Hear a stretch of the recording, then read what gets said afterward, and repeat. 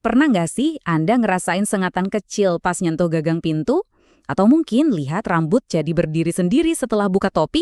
Itu bukan sulap loh, itu adalah kekuatan tak kasat mata yang akan kita bedah tuntas hari ini.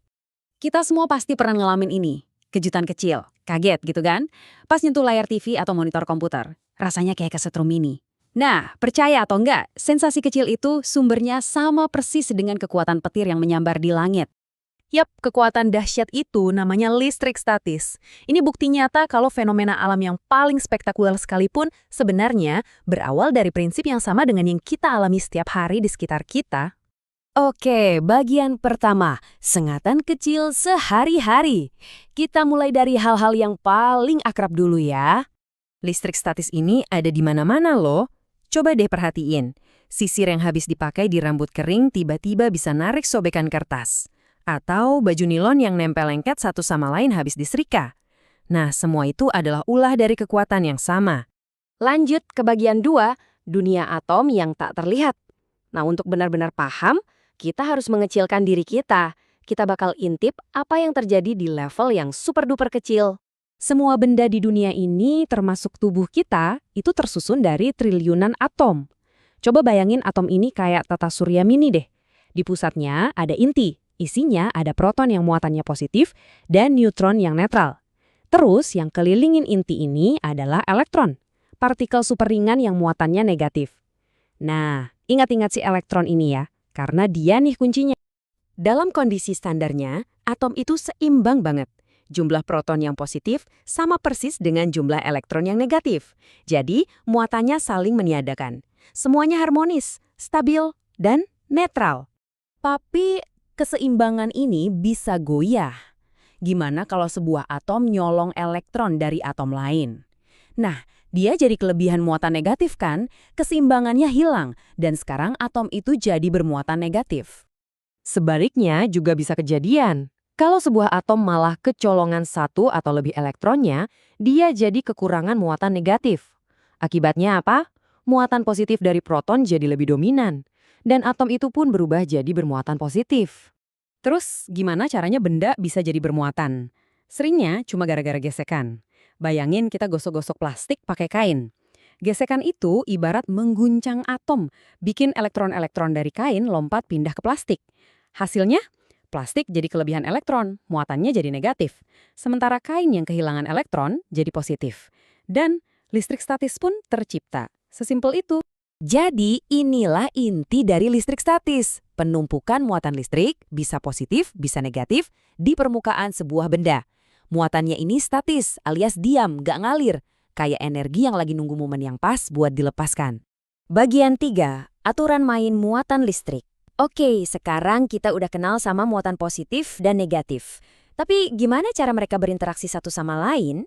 Ternyata ada 2 aturan super simple yang ngatur semuanya. Aturannya gampang banget diingat, mirip kutub magnet. Muatan yang sejenis, positif ketemu positif, atau negatif ketemu negatif, itu bakal saling tolak. Mereka kayak musuhan, nggak mau deket-deket. Sebaliknya, muatan yang beda jenis, positif dan negatif, itu bakal selalu tarik-menarik. Lihat deh, tarian kosmik ini. 2 muatan positif saling dorong-dorongan menjauh. Sementara itu, muatan positif dan negatif nggak bisa nahan diri buat saling mendekat.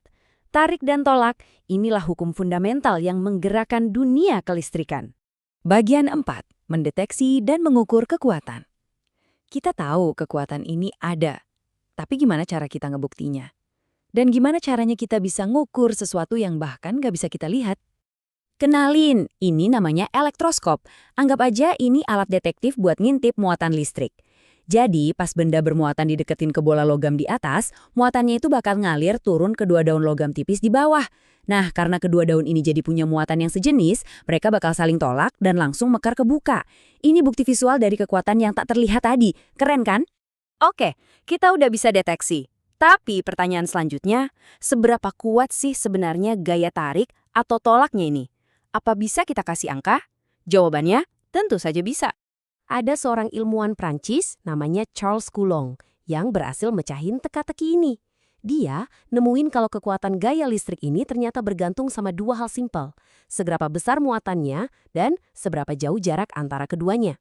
Dan inilah rumus elegannya yang dikenal sebagai hukum Coulomb. Jangan pusing dulu lihat rumusnya. Intinya gampang banget kok. Semakin besar muatannya, gayanya makin kuat. Dan yang menarik, semakin jauh jaraknya, gayanya bakal melemah drastis. Inilah cara para ilmuwan mengukur sesuatu yang tak terlihat. Bagian 5, petir, listrik statis raksasa. Oke, kita udah main-main di dunia atom yang super kecil. Sekarang, siap-siap, kita bakal kembali ke langit dan lihat gimana prinsip-prinsip ini bisa menciptakan salah satu pertunjukan alam paling dahsyat. Petir.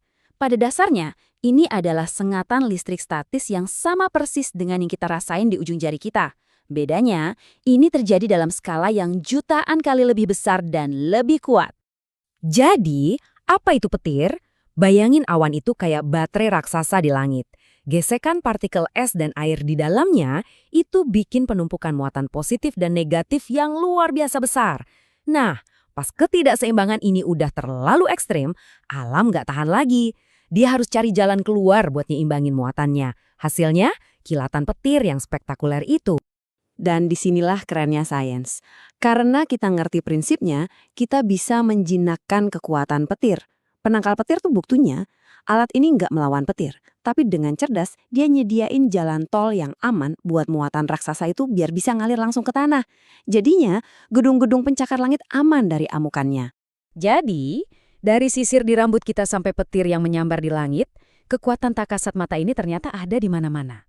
Ini bikin kita mikir ya, kalau ada kekuatan fundamental sehebat ini yang bekerja di sekitar kita setiap saat, coba bayangkan, ada berapa banyak lagi rahasia alam semesta yang menanti untuk kita temukan, yang mungkin ada tepat di depan mata kita.